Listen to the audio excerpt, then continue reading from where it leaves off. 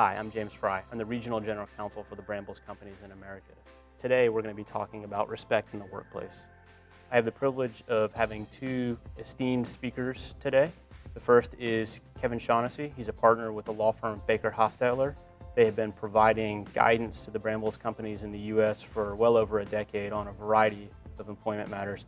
I also have the privilege of introducing Dr. John Teedstrom of Teedstrom & Associates.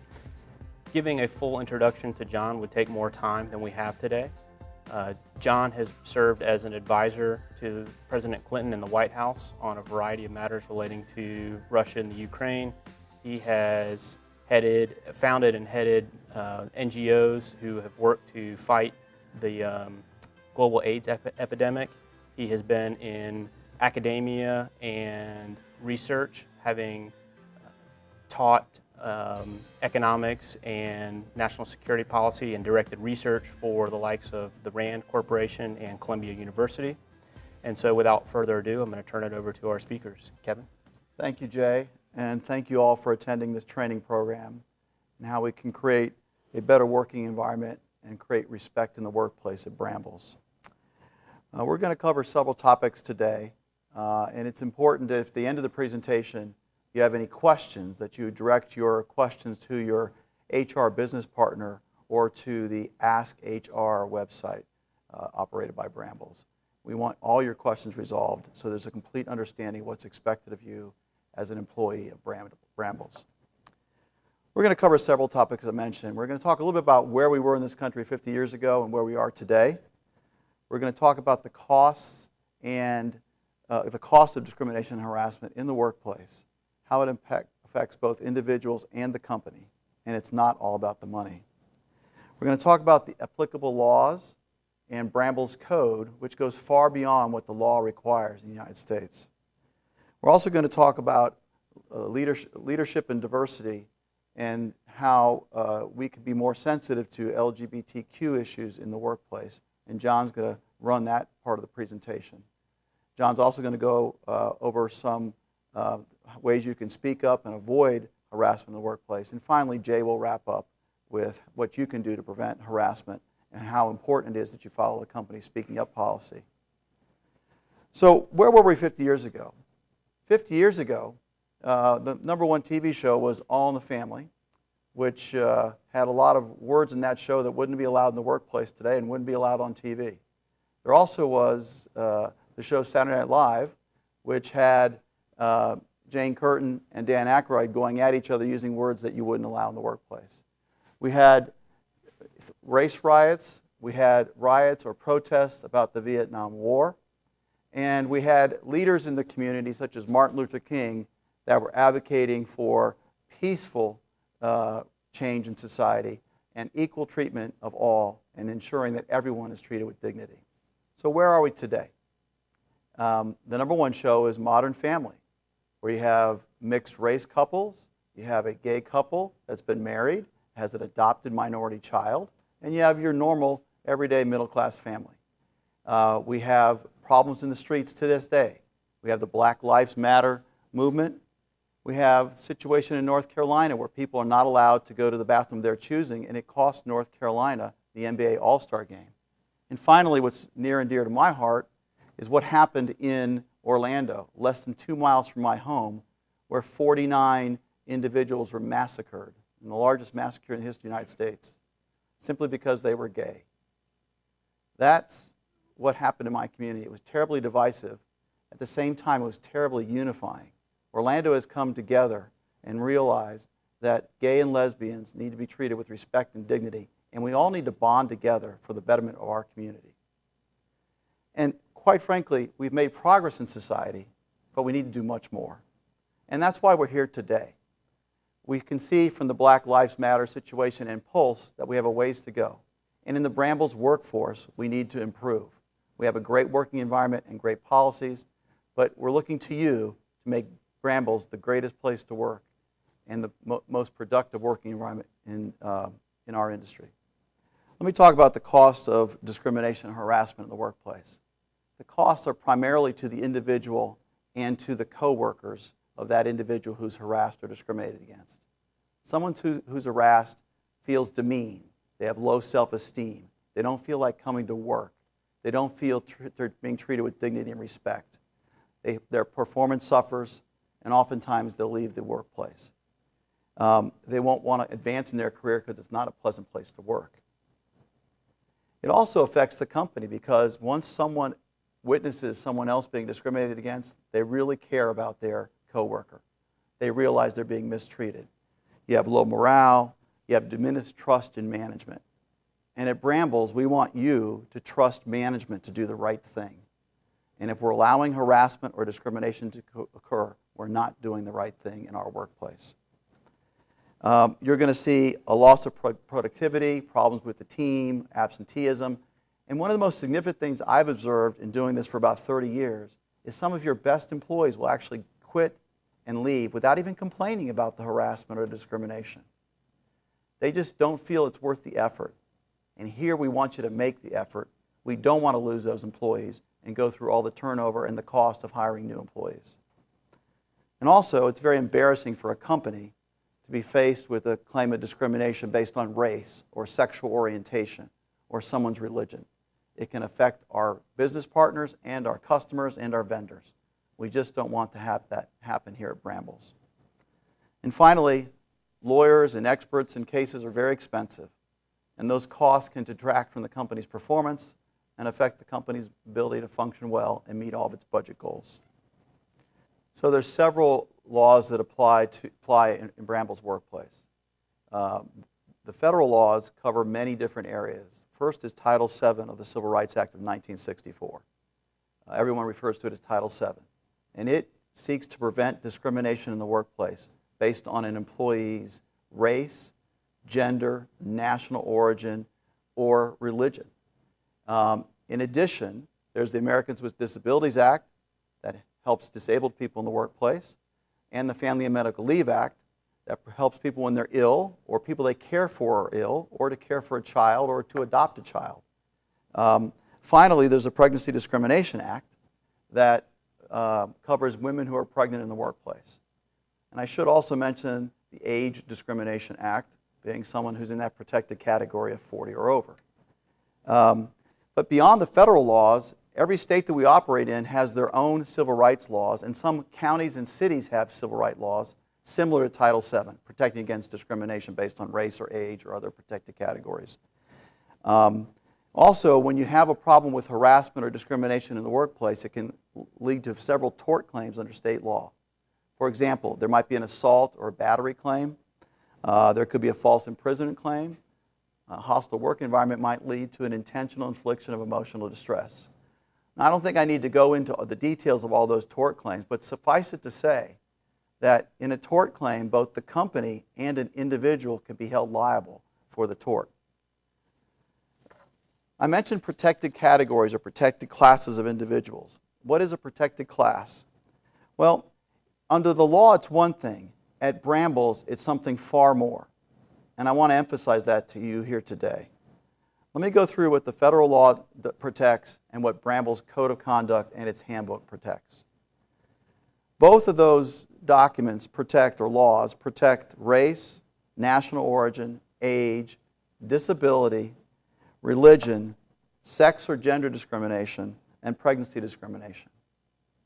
Under the federal law, it's somewhat ambiguous, or certainly in dispute, as to whether sexual orientation or gender identity is protected by Title VII of the federal law. Some courts say it is, some courts say it's not. The Supreme Court has not yet ruled. No matter what the ambiguity or the dispute might be under federal law, there is no dispute or ambiguity under Brambles' Code. Sexual orientation and gender identity are protected by Brambles' policies and handbook. And I want to make sure that you're clear on that. That's the way it is today, the way the law is in the United States. It doesn't matter what the law is in the United States today or tomorrow. What matters is what Brambles' Code says. And Brambles' Code says we protect based on sexual orientation and gender identity. Brambles' Code also goes on further to protect people based on their marital status and their political affiliation or political opinion. But let me go through the gender orientation and gender identity policies at Brambles. First, from our code of conduct, we exalt diversity. Diversity is empowering the company, and it empowers our employees. So Brambles welcomes people of diverse backgrounds, genders, and characteristics. And the policy specifically states that we encourage diversity, which includes inclusion, recognizing all the differences in background, upbringing, culture, and experience that make each of us unique and distinctive. Doesn't matter where you come from, what your experience has been, we're welcoming you here at Brambles. That code of conduct goes on to specifically say the company does not tolerate discrimination based on an individual's sexual identity. And our handbook, since 2007, has specifically said that Brambles does not tolerate discrimination based on sexual orientation. And again, I want to emphasize that goes beyond what the law requires because we want to be better than the best. Let's talk a little bit about what is and what is not harassment. Harassment is words, gestures, or conducts that are intended to annoy, offend, alarm, or somehow demean an individual because of his or her protected status, whether it's their Muslim religion, their Jewish religion, their race, their national origin, or whether their sexual orientation may be gay or lesbian or bisexual. Again, it has to be based on their protected status. Now, I'm a lawyer, and I hear all kinds of lawyer jokes, but that doesn't mean lawyers, that rises to the level of legal harassment. Why? Because lawyers are not a protected class of people. Sometimes I wish they were. But among this community of employees, if you were a lawyer, you're not protected. If you were an Irish lawyer, like I am, and someone made fun of me because I'm Irish, then they're making fun of me because of my protected category or class. And I would have a potential legal action against the company. One thing about harassment and discrimination, it doesn't have to be intentional. It doesn't have to be intended to offend someone. If two of you are in the break room and you're making gay or lesbian jokes, and a gay or lesbian individual walks outside the break room and hears those jokes, you didn't intend to offend them, but you did. And now they have a potential claim for harassment against the company. What is not harassment? Harassment is not your supervisor changing your schedule. It's not your supervisor asking you to work overtime on a weekend because of a customer's demand or a backlog of pallets that must be repaired and ready for shipment. It's not him changing your schedule to meet another business need or that of one of our vendors or partners. That is not harassment because it's not based on your protected category or class or status as an individual. I also want to spend a little time talking about sexual harassment. Sexual harassment is a type of harassment that is based on a sexual nature, some sexual aspect of an individual's employment. For example, making fun of someone because she's a woman. And here at Brambles, making fun of someone because she's a lesbian. That's a form of sexual harassment or sexual orientation harassment. If you're in a voluntary dating relationship in the work, there can still be harassment there if things deteriorate or you're harassing the person you're having a relationship with. So just because it's voluntary doesn't mean there can't be harassment in the workplace. There are two types of harassment, one of which we don't see very much anymore, and that's called quid pro quo harassment. It's when a supervisor or a manager or your boss tells you to give them a sexual favor if you want to take a day off, you want to get an increase in your wages, or you want to get a promotion. That's something that's, you scratch my back, I'll scratch your back. That's a type of harassment that we don't see much of anymore, but it's out there. The more prevalent one, and the one I'm going to spend some time on today, is hostile work environment. A hostile work environment is when you do something through verbal conduct, visual conduct, or actual physical conduct that creates a hostile work environment. And in this instance, the harasser can be either a supervisor or a coworker. So as you all sit out there today, you could create a hostile work environment for your coworkers. And we're going to go over that in some detail. Let me give you an example of some physical types of harassment.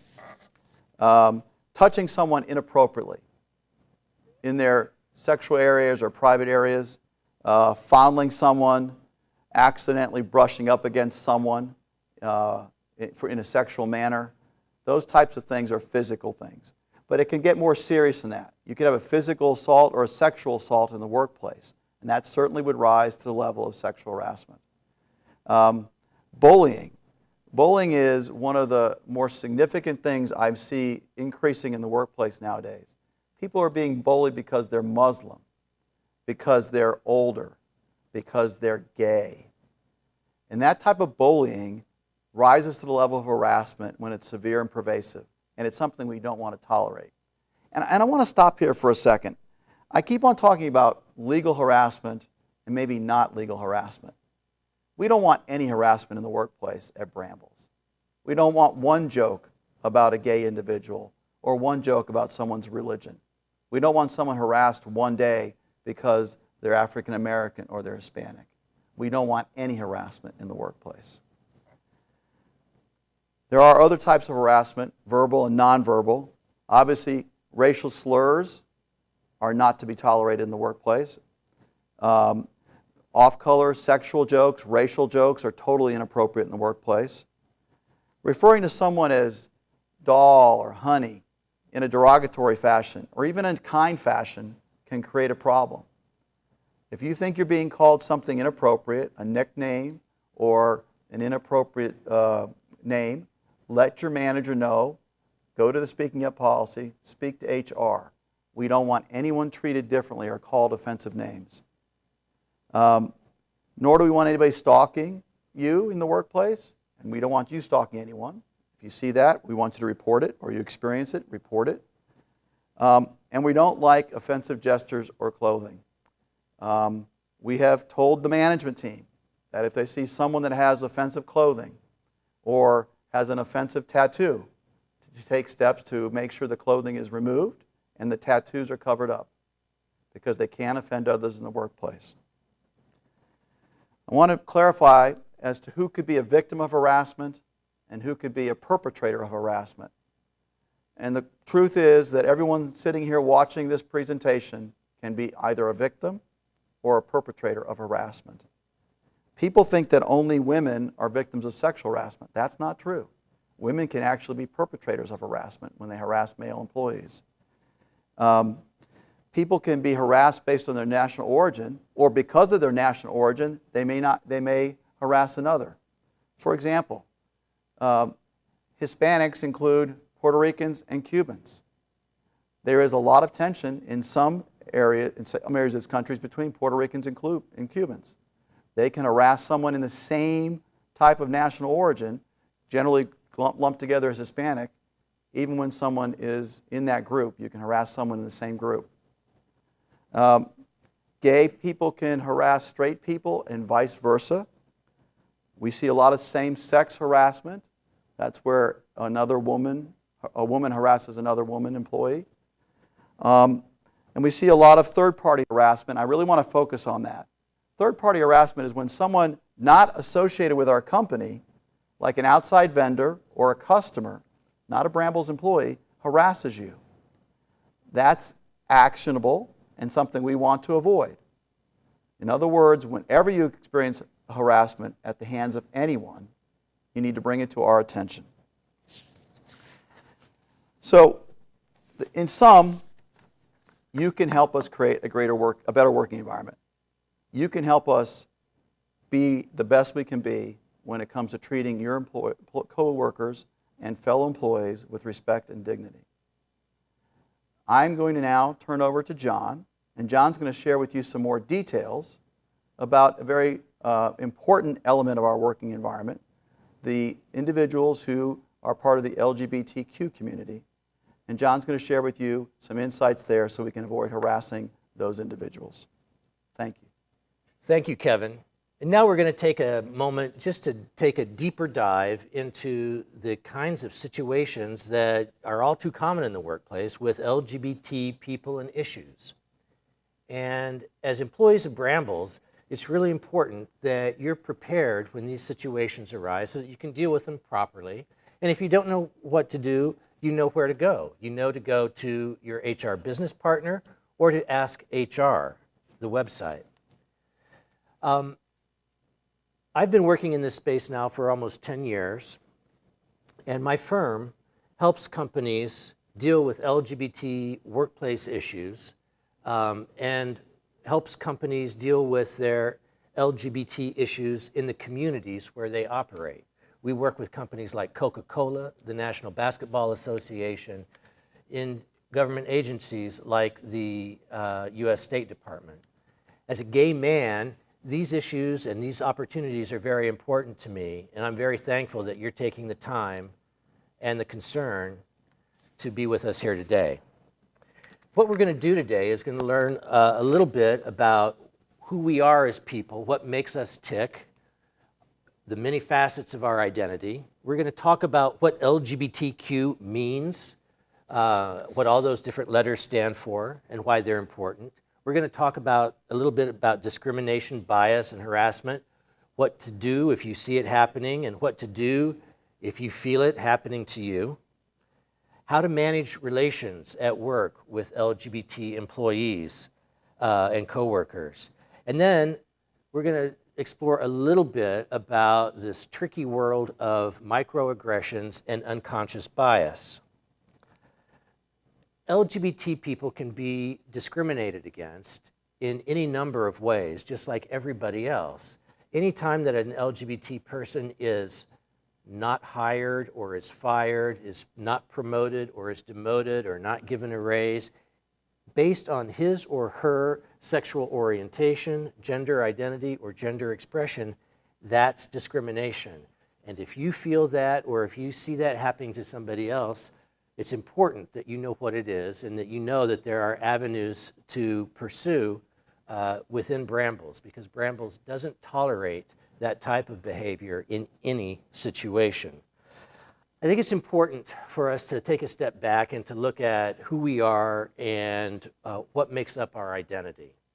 And actually, I'd like to start here at the bottom of this ladder and look at the scale that talks about sexual orientation, because that's the one that most people are familiar with, right? So there's the Kinsey scale from the 1960s, you might remember, that puts heterosexualism way to the extreme point of one end of the spectrum, and homosexuality at the other end of the spectrum. Biological sex, that's one that most people are very unfamiliar with. Most of us are very clear about what sex we are biologically, because we have the sex organs of males or females. There are some people in our society, however, for whom that's not the case, and they were born with the sex organs of both genders, and they are called intersex people. Gender expression and gender identity are two very important concepts. Gender identity is how we understand ourselves. I understand myself to be a male or a female, or mostly male or mostly female. Gender expression is how you perceive me. I present a certain personality or identity to the outside world, and people perceive me as either being somewhere closer toward the male side of the spectrum or somewhere closer to the female side, or maybe right in the middle of the spectrum, and that's called androgynous, okay? One of the really fascinating things about these rungs on the identity ladder, as it were, is that no matter where you are on any one of the four scales, it has no bearing whatsoever on where you find yourself on the other three. If I identified myself here as completely homosexual or completely gay, I could have a very feminine gender expression, but to my own mind, I could be 100% male, and my gender identity would be 100% male. Other people could have just the opposite. Why that's important is because we oftentimes make assumptions about people based on their outward expression or how they declare themselves to be, either gay or straight, bisexual, or male, female, or somewhere in between. And we make assumptions about what that means for the other dimensions of their identity, and oftentimes that's not true. If you remember the movie Airplane, when Leslie Nielsen, the late actor, said, "I am serious, and please don't call me Shirley." It's a funny way of talking about the fact that we make assumptions even about people's assumptions, and we can get into trouble that way. And I encourage you to try to avoid those assumptions, certainly as they involve the workplace and your time here at work. Your coworkers who are members of the LGBT community bring a lot to the conversation. They bring a lot of diversity. They bring a lot of history, challenges, and pain as well. From the time that gay people are little boys, little girls, oftentimes they know and they feel discrimination. They know they're different, and they feel that even though they might not have told anybody that they're not straight or that they feel different, they see that society around them is organized in a way that's not for them. We see that gay and lesbian people, transgender and bi people are the targets of hate crimes in the United States, far more than any other group. We can't even estimate the number of LGBT people in the US or around the world, because even here in our society, which is fairly open, people hide. They don't disclose. So when you do a survey, they lie. And either they won't tick off the box that says member of the LGBT community, or they proactively declare that they're a member of the straight community. 40 to 45% of LGBT people in the workforce in the United States today come to work in the closet. So there could be, out of 100 people in the room, some percentage, say 5% of those people, 6% LGBTQ perhaps, and more than a third, maybe as many as half of those people are in the closet. They bring a special amount of stress and anxiety with them that manifests itself in terms of high blood pressure, depression, suicidal tendencies in the extreme. And these are just basic everyday facts that can't be ignored and that can't be brushed under the rug. And it's important that as good coworkers, we're aware of all of these issues. Despite the rapid expansion of rights that our federal government and many states have given to LGBT people in recent years, the coverage of those rights is uneven and in some places is very skimpy. Regardless of that, at Brambles, as Kevin said, the rights and privileges of gay people are not in question, and they are as equal as they are for every other group of people in the company. Nobody is treated differently at Brambles. Everybody is treated the same.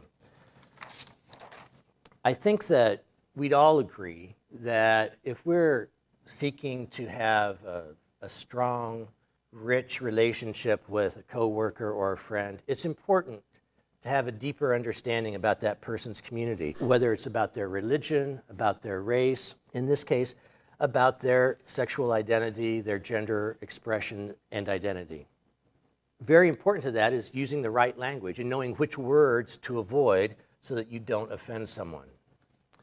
An ally is a straight person who is a friend and a supporter of the gay community, actually a cheerleader and a champion, somebody who's going to stand up for gay rights and stand up for gay people. Lesbian, of course, is a woman who is attracted to romantically and sexually to other women. Gay generally refers to gay men who are attracted physically and romantically to other men, but it also is an umbrella term, and you've heard me use it today, as a general kind of loose umbrella term for the entire community. Bisexual it's important. Bisexual people are often very misunderstood. People think that bisexuals are indecisive, they can't make up their mind, or that they like men on odd-numbered days and women on even-numbered days, and that's not the truth. Nothing could be further from the truth. Bisexual people are just sexually attracted to either gender, and they can be attracted to both genders at the same time. Transgendered people are among the most hidden in today's society. They are coming into their own as a group of people, as a social and a political group. Transgender refers to people who identify with a gender that is not the same as the gender they were assigned at birth. Okay, it's an umbrella term that includes many different types of people or many different ways of practicing or relating to that other gender. A transsexual is very important to kind of single that term out because it's often confused with transgender. And a transsexual is someone who is transgender but feels that disassociation with their birth gender so strongly that they take steps to change their gender permanently and as completely as possible. In particular, they take steps that could include hormone treatment, surgery, etc., to change their gender expression so that it matches their gender identity. Their identity is as a male, their expression was a female. They take these steps in order for their gender expression to align more completely or completely with their gender identity. A cisgendered person is one that, regardless of sexual orientation, their identity is the same as their gender expression. So I was born a male, I present as a male to you, whether I'm gay or straight makes no difference. Nobody expects you to get everything right all the time. For example, queer, many people add a Q to the end of LGBT these days. That stands for queer. It's a very controversial word inside of the LGBT community. Many people avoid it. Many organizations that are supporting LGBTQ rights are just now starting to embrace it. Questioning. Many people, especially young people, but not just young people, begin to question their orientation or their gender identity at some point in life. And sometimes you'll see an LGBTQ and then another Q. And that Q refers to questioning. Transition is the process by which a person transitions from male to female in their gender expression. Orientation we discussed. And microaggressions is a very important term of art or category of behavior in language. And it's something that we need to spend a little bit of time on because it's something that is all too common in the workplace and something that you, as Brambles employees, can be aware of and can help minimize in the workplace here. Microaggressions are everyday slights or abuses or affronts and insults that we make without sometimes even intending to hurt someone else's feelings or to cause someone else discomfort or pain. In order to detect them, you have to be really in tune with what's going on, and you have to be an active listener. Okay? Left unchecked, these small microaggressions can balloon. They have a cumulative quality to them, and they can balloon into harassment. They can create, left unchecked, they can explode or overflow into a situation in which a hostile workplace is created. And there's a fine line between microaggressions and bullying or harassment, which can be crossed if the microaggressions aren't caught and nipped in the bud. Here are some examples of microaggressions. If I said to a person of color, hey, we're all equal, I'm cool. When I look at you, I don't see someone who's of a different color than I am. Some people could say, wow, John's a good guy and he's dealt with any racist tendencies that he might have. But other people are saying, whoa, what do you mean? I'm African American, I am different than you are, and by saying that you don't detect or you don't recognize any difference, you're kind of denying my whole existence and the existence of my entire race. And at Brambles and at other companies that are advanced in diversity and inclusion, one of the things that we like to emphasize is that diversity means celebrating the differences among people.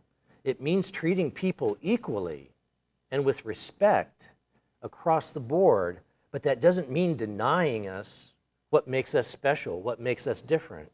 For example, it wouldn't be right to say, hey, I've got gay friends, and that means that homophobia doesn't bother me. To the contrary, what I would like to hear is that I've got gay friends, and I know that homophobia is a problem. Do you ever want to talk about that? Using he or man as a substitute for everybody, as in all men are created equal in that great document that was signed by all of our founding fathers, it sends a signal to some people that women are invisible and irrelevant. I'm not homophobic, I have gay friends. It sends a signal that, hey, these people don't really understand my reality. Having a meeting like this without a gay person taking part or leading it is another microaggression that signals that these issues aren't important enough to invite a gay person to participate.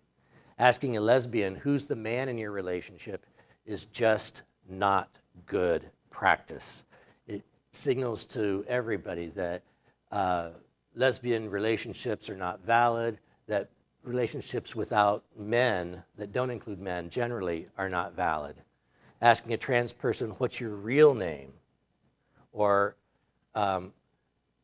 where are you in your transition? These are examples of people not appreciating the identity and the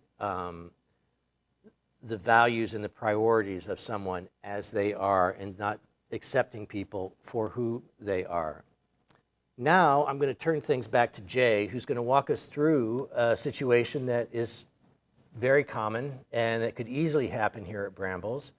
And thank you very much for your time. Again, if you have any questions, talk to your manager, your HR business partner, or go to askhr.com. Thank you. Thanks, John. So right now we're going to run through a little hypothetical just to show you how this stuff plays out in real life. Your coworker Mary comes to you and tells you that her supervisor continually tells her off-color jokes, makes sexually suggestive remarks, and shows her pictures from a Victoria's Secret's catalog while asking what she thinks of the outfits. He also says that Mary is not like some of the, quote, dykes who work on the floor. She confides in you that she is very offended by the conduct, but is scared that she will lose her job if she says anything. She also asks you not to tell anyone because she would be very embarrassed. What do you do? This conduct is obviously unacceptable. It goes against everything that we stand for at Brambles, and you have to report it. You can report it to your HR manager or HR field representative, or you can report it through our Speak Up hotline. At Brambles, we're committed to eliminating abusive behavior, whether microaggressions or otherwise. As people leaders, we need you to lead by example. Remember that harassment is best viewed through the eyes of others, and we all have room to improve. If you think you witness a microaggression, address it constructively. Remember, we aren't the thought police. but we all need to be mindful of microaggressions. Lastly, report all instances of suspected harassment or discrimination in the workplace. Your role as an ally is essential. You need to stand up for and recognize the rights and equality of your LGBTQ colleagues. After all, if you face harassment, won't you want them to stand up for you? As you are learning about the Brambles Code of Conduct, you'll see that it includes a speak up policy. You can report concerns to legal, human resources, or directly to the speak up policy. Those concerns can also be reported anonymously. Our speak up policy protects all reports that are made in good faith, and we have a zero retaliation policy. So what can you do to prevent harassment? Always treat your peers and subordinates with courtesy, respect, and dignity. Always think about how others feel before you speak or act. Remember, humor is subjective, and what might be funny to you may be offensive or insulting to others. Always use your own good judgment to avoid engaging in conduct that may be perceived by others as harassment. And lastly, when you see something that feels wrong or looks wrong, do something about it.